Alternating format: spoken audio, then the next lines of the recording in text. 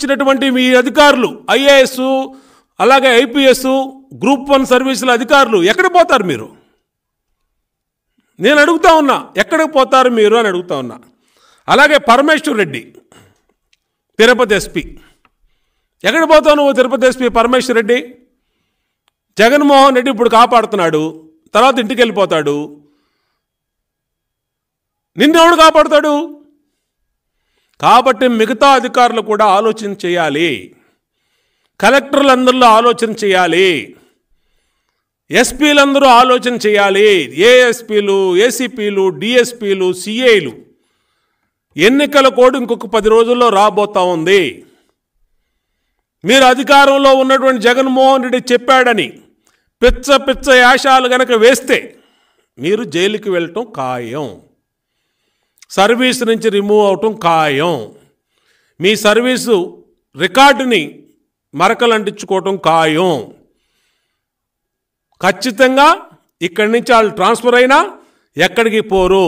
ఇంకొక అతను ఉన్నాడు, సచివాలయ ఉద్యోగుల సంఘం నేత వెంకట్రామరెడ్డి. ఇతని పేరుకి సచివాలయ ఉద్యోగ సంఘం నేత, మారుకి సాయంత్రం వస్తే తాడేపల్లిలో వైసీపీ నేత. వీళ్ళందరూ ఎక్కడికి పోరండి, చూస్తారు. ఇదే మీడియా చూస్తే, ఇదే నేను మాట్లాడుతున్న బోండా ఉమా రికార్డు ఉంటుంది, తెలుగుదేశం పార్టీ రికార్డు ఉంటుంది. ఎక్కడికి పోరు. మేము గిరీష్కి చెప్పాం, ఆ రోజు మున్సిపల్ కమిషనర్గా ఉన్న గిరీష్కి చెప్పాం, నువ్వు ఎక్కడికి పో అబ్బాయి, ఖచ్చితంగా ఎన్నికల కమిషన్ దృష్టికి తీసుకెళ్తున్నావు అని చెప్పి. ఇవాళ మళ్ళీ ఒకసారి వీళ్ళందరి మీద కూడా కంప్లైంట్ రాస్తున్నాము ఎన్నికల కమిషన్కి, మళ్ళా లేఖ రాస్తున్నాం. మీరు గిరీష్ మీద తీసుకుంటే కాదు, రిష్వంత్ రెడ్డి, వెంకట్రామరెడ్డి, హరినారాయణ, అలాగే పరమేశ్వర్ రెడ్డి, ప్రతాప్ రెడ్డి, వీళ్ళందరూ మూడు కూడా మీరు ఎంక్వైరీ చేసి మేము ఇచ్చినటువంటి సాక్ష్యాలు, తిరుగులేని సాక్ష్యాలు, ఇదిగోండి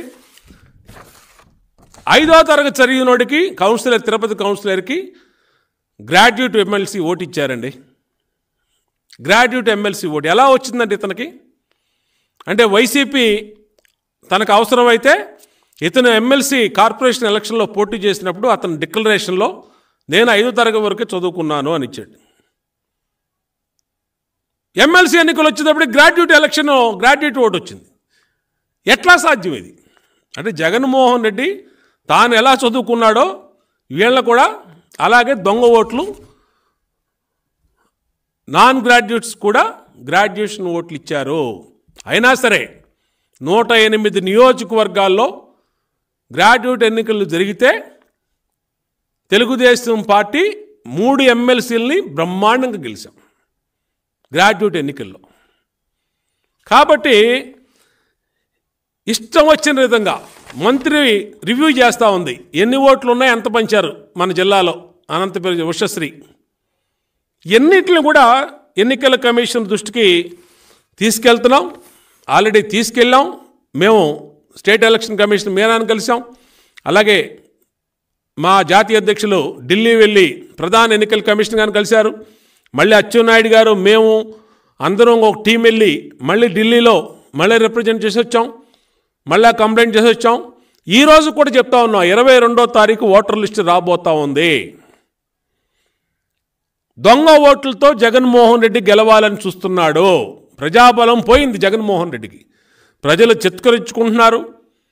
కులాల మధ్య, మతాల మధ్య విగ్రహాలు పెట్టి చిచ్చు పెట్టాలని చూస్తున్నాడు జగన్మోహన్ రెడ్డి. ప్రజలకు అర్థమైపోయింది. ఎస్సీల నంబరు, బీసీల నంబరు, కాపుల నంబరు, మైనార్టీల నంబరు, ఎస్సీల జీవితాలతో ఆడుకున్నటువంటి వ్యక్తి జగన్మోహన్ రెడ్డి. కాబట్టి దొంగ ఓట్లతో గెలవాలని చూస్తున్నాడు. ఈ అన్నిటిని మేమేమడుతున్నాం, అసలు ఈ అన్నింటిలో అధికారులు వెనకాల గిరీష్ పైన యాక్షన్ తీసుకున్నారు. What about minister Peddireddy, MLA Karunakar Reddy, Chevireddy Bhaskar Reddy, వీళ్ళ మీద కూడా క్రిమినల్ కేసులు పెట్టాలి. వీళ్ళ ప్రోద్బలంతోనే ఎంపీ పార్లమెంట్ ఎన్నికల్లో బై ఎలక్షన్ తిరుపతిలో 30,000 ఓటుల్ని డైరెక్ట్ అతను గిరీష్ లాగిన్లో ఎమ్మెల్యే కొడుకు, కరుణాకర్ రెడ్డి కొడుకు పెద్దిరెడ్డి